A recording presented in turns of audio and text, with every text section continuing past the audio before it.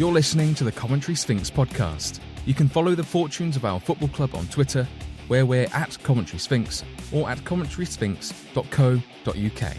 If you like the show, please take a moment to subscribe wherever you get your podcasts and leave us a rating or a review. For more podcasts from Sphinx Football, visit sphinxfootball.com. Welcome to episode 3 of the Coventry Sphinx podcast with me, Chris Nee, and Shaun Thomas, one of our club's joint managers. This is a podcast about a football club from one Saturday to the next and everything in between. We are not yet certain when FA Cup and League football will begin, and we're not yet sure when we'll be able to open our doors to the community once more. The coronavirus pandemic has had much more severe consequences than anything to do with football, but the fact is the situation in non-league football is approaching crisis point, and we need, very simply, to let fans in. Anyway, this week we'll look back on our second pre-season friendly against Coleshill Town last Saturday. 2-1 defeat, but a very decent performance and lots of minutes in the legs, which is obviously key at this stage of the season. I'll get Shaun's thoughts ahead of the next one, which is against Harbour Town away this coming Saturday, and we'll put the spotlight on the people that allow Shaun, John Woodward, his joint manager, and their team to play football, the coaching team around them, and a quick exploration of what it is that they do on match days and in between. We begin with a match day, the most recent friendly against Coleshill Town.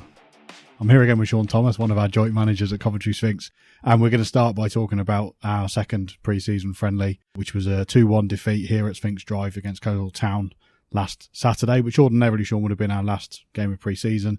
Difficult circumstances this summer in particular. Did you get what you wanted from that match? Yeah, I think overall, I think it was a good performance by the lads. We used 19 players and they all got a good amount of minutes. And I think when you looked at the game, I think Coleshill really controlled the first half and looked like a step forward side. And we dug in, and again, there wasn't a great deal of chances in the first half. And then I think second half, we had better at the half. And again, there weren't a great deal of chances. I think you could argue that all 3 goals were possibly things that could have been avoided by both teams. But definitely 19 lads all got minutes again, and the tempo is there. And I think when we spoke last time, Chris, we were talking about being compact and being competitive, and I think we certainly were. And we thought 1-1 was on balance a good result. And unfortunately, Coleshill scored that second goal just towards the end, and that was that really. How much does the result matter or not matter in a game like that? You spoke last week about not wanting to lose, which seems obvious to football people, but when it's also about fitness, it's maybe not as obvious as it seems. Yeah, so I think, as I touched on it just then, 1-1 I think was a fair result, and I think that was most probably what the game was looking like it was going to end up in. But again, when you play good sides, they can score from all areas of the pitch, and unfortunately we had a little bit of a giving of the ball away on our halfway line, and they put the lad in and they scored. And so despite it being a pre-season friendly, it sort of rankled with me over the last couple of days that it wasn't 1-1, because then you're unbeaten still in pre-season. But again, whilst there's no 3 points on the line and things like that, there's no point stewing on it too much and beating yourselves up and going over it in your heads. I think you just move on to the next one, and we did get out of it what we wanted. Does losing that game instead of drawing it have any effect on how you respond to that game from a coaching point of view, even though it's a friendly? Yeah, a little bit. So tonight we did a little bit of attack versus defence, and again we narrowed off the pitch a little bit just to try and get some shape work in and making sure there's not gaps. And I spoke in private to a couple of the players just about not switching off after they've played the pass and things like that. So it does to a degree, but again, if you completely beat yourself up about a game that is a pre-season game with only the pre-season sort of like friendly on the line, then I don't think it matters too much. Would those be things that you would pick up on regardless of result, in terms of finding where the gaps are, seeing where things need to be spoken about? Yeah, definitely. So that's again, it's a good way of putting it actually, Chris. So what you do is every game you're looking at themes, you're looking at areas where you think you're doing things well, in areas where you think you can work on. And I think that's where you roll into the next week, and that sort of informs the decision making of the next session. Although we try and have general themes each week, you do then sort of hone in on those areas that you want to try and work on, just to make sure it's fresh in the player's mind and fresh in the staff's mind. So yeah, so there's an element of we're looking to try and create a bit more in open play, and we're looking to try and maintain compactness. So that's why we did that attack versus defence at the end just then in training. And it looked like hard work as well. Yeah, very, very hot, very sweaty. And that came at the end of a good full hour and 10 minutes worth of work that sits underneath that. So again, that's where those bits of quality come in when you're fatigued, and if you can maintain your quality, that's when you win the games, or in the instance of Saturday, hopefully you don't lose the game in the last few minutes of it. Our goal was a second half equaliser after they'd scored from the penalty spot. Loz Rawlings picked up on a mistake, went through, hit the post, and was there to tap over the line. No surprise that he was the quickest to react out of both sides there, really. Yeah, Loz, I could sit here all night and praise him, to be honest with you. He's a class lad, deep down, hard working. And he's the same off the pitch as he's on the pitch. And so, again, without going overboard for him, he knows how we feel about Loz, and we tell him in private. But when he come on Saturday, he ups the tempo. He gets up to match speed really quickly. He didn't give anyone a minute's rest. And the goal, he does that really well. He's a very quick lad across the ground, so he often catches people out, and he does that out to in run very well, and that's what he did on Saturday, and he took his chance pretty well, to be honest with you, because it was a bit of a bouncing bomb when he first intercepted it, but yeah, he finished it well. How do you think the boys handled the step up in opposition in general? Because I thought it was a relatively solid team performance. Yeah, I can't really remember any shots on goal. I can't remember there were any opportunities that were really clear cut, and either manager would sit there and think, oh, we had tons of them, but for the 90 minutes we were compact and we moved the ball pretty well. I think there was times in the second half it moved better than in the first half. But again, Coleshill made loads of changes as well, just like we did. And so it was a really good, competitive 90 minutes. And the step up in quality, which essentially gets shown in the mistake. So if you're not switched on all of the time, we gave a penalty away when, I'm sure you won't mind me saying it, Patson was superb on that at right back for the first 50 minutes, and his one slip up is where he gave the penalty away and they score from it. And then obviously in the second half we're not set when we've got possession, and the lad goes in and scores when we get dispossessed. So that just shows you the quality. In other games you get away with that, but not on Saturday. We had a couple of youth team players come through as well. Zach Tallon played and Cam Welsh played. How did you think they got on specifically? Really well, actually. So the boys there were playing up against really experienced step 4, step 5 players, and they've been around the block. They know how to use their bodies, they know how to move the ball, they know how to manipulate their speed to knock people off their balance. So Cam coming at left back, and again, he was really steady. And what I like about Cam is he digs in and he gets himself up towards his winger and doesn't give him a second of time. And then Zach gets on the ball and he's got lovely feet. And again, so he didn't look out of place, certainly. And I think we touched on it 2 episodes back now where they form part of our squad now, so we're really comfortable with using them. Speaking of people after the game, people who'd not seen the youth team very much, Zach in particular caught their eye. And I know that the people who do have a bit of familiarity with the youth team were impressed with Cam as well. So really pleased to see them kind of step up, even though it was, a friendly, but it was against a very good side and actually slotted into a pretty good Sphinx side as well. And as I said, we keep harping on about it, where we're a settled side now, we've got similar faces and we're all comfortable being around each other. So again, it's a second pre-season friendly after 4 months away, and I think the performance levels were pretty good. And what you'd like to see now is we build on that as we progress towards hopefully that first game. Next game is against Harbour Town away this coming Saturday. Tell us a bit about the story of this game. We're going over there for a couple of specific reasons. I'll sit here, Chris, and I know very little about them. They're obviously at Step 5 league, but in the UCL, which splits the Midlands in Heart, East and West. And so they play on a 3G, so we got linked with them through John and a contact, and we obviously just had that conversation about going over. And what we do is we play against new teams. We've got very little background information about how they play, so it's just a good in-your-face sort of test of going over and dealing with a team that you don't know what style of play or how they play, and on the 3G pitch as well, which gives us some exposure on that. By the time we go over there, we'll be a week further on in our preparations from last game. Another training session down, maybe 2. Don't know yet, maybe 2 down. What is it, I'm going to ask you this every week until we play the season, what is it you and John Woodward are looking for from this game? From the game, again, so I'll move away from sounding too overly cautious as we progress over the season. I'm sure we will, but as a very minimum, we want to be compact, we want to be competitive, we want to be fluent in the attacking areas, and we want to come alive when we get our chances and take our shots. Again, so we'll use a big squad again, and hopefully you just see those little increments in tempo and those qualities that the lads have definitely got as well already, but they just get drawn out a little bit as they get more match fitness.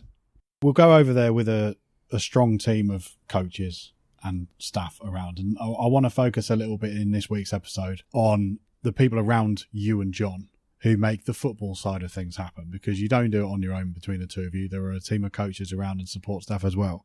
And there are people around the club who don't get involved in the football side that we will definitely meet as we go through the season. But let's start with John Woodward as well. You are joint managers, having both been assistants previously. What's the working dynamic between the two of you?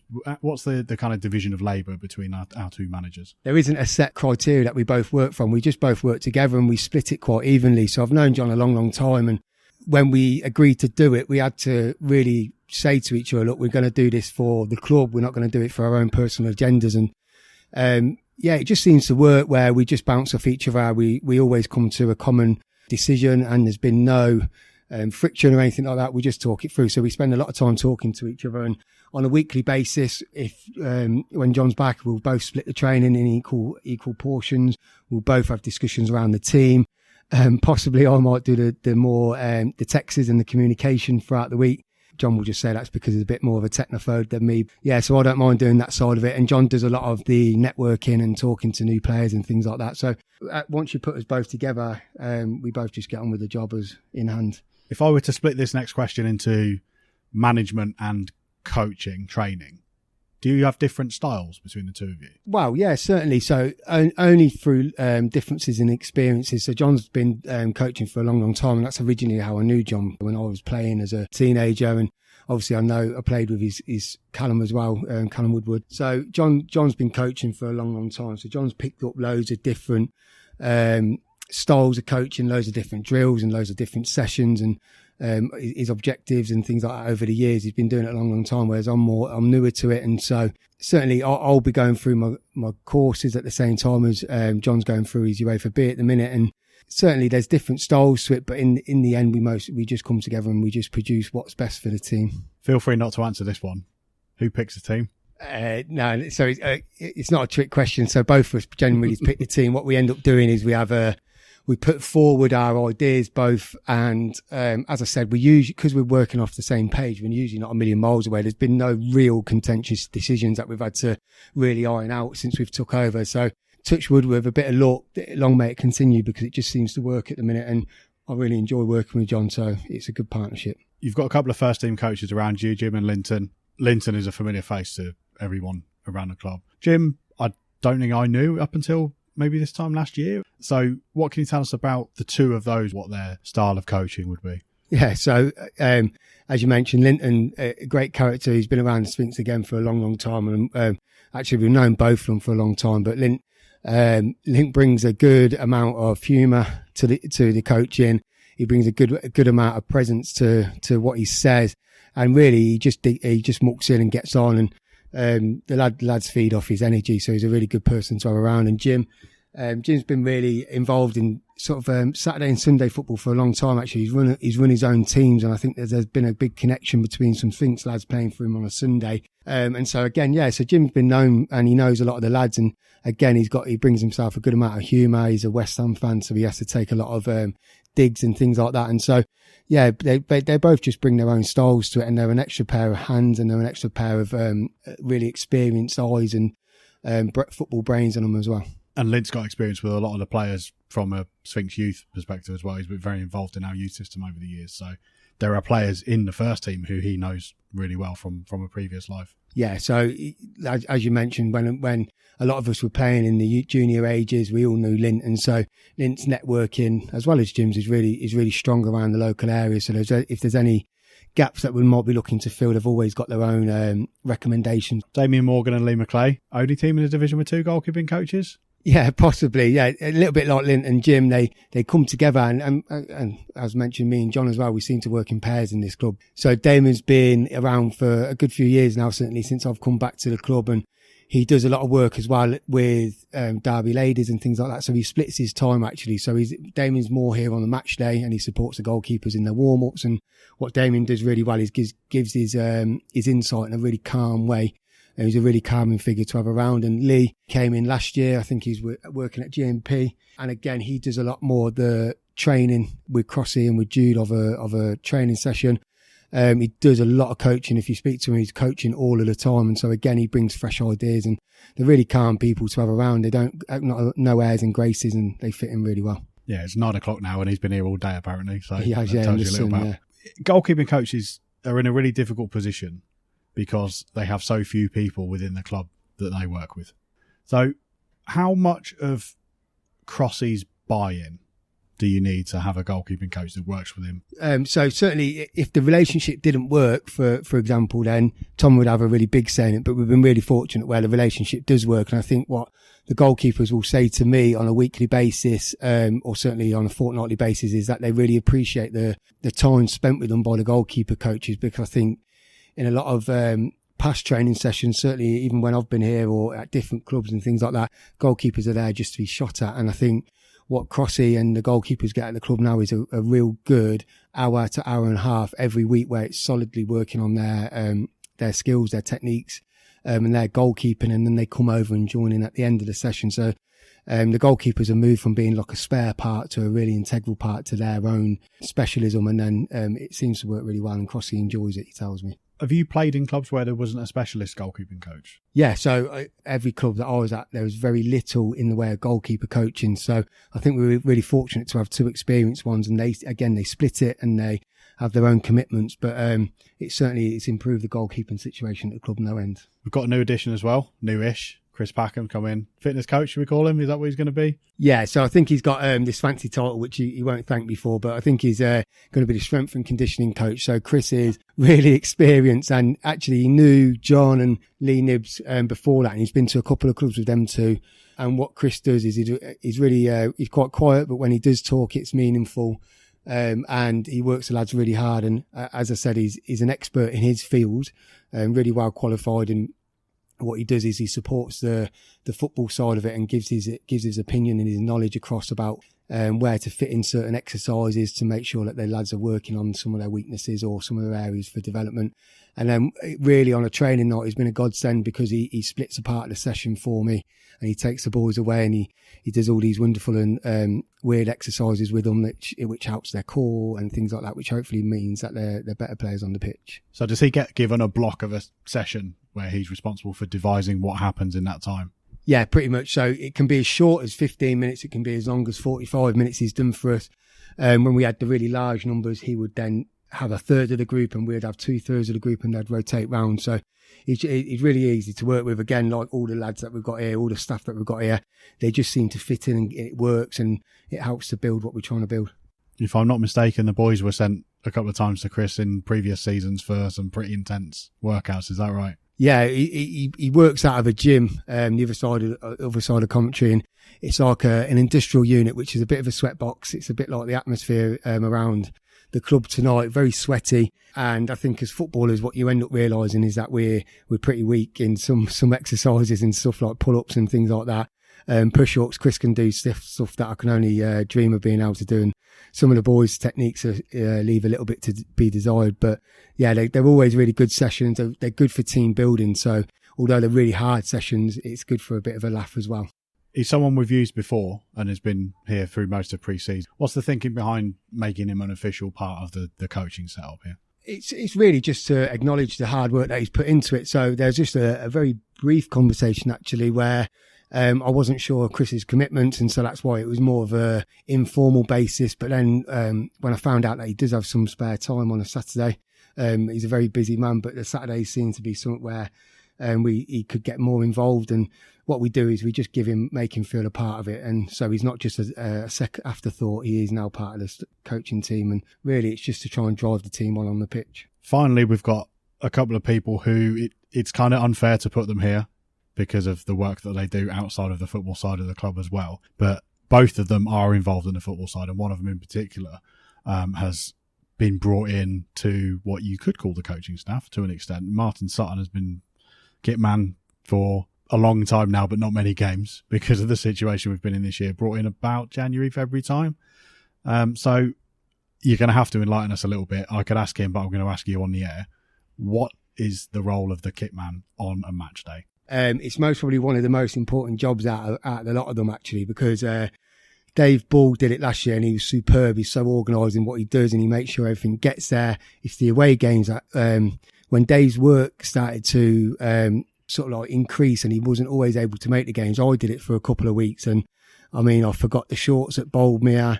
I was forever forgetting the bottles or the CD.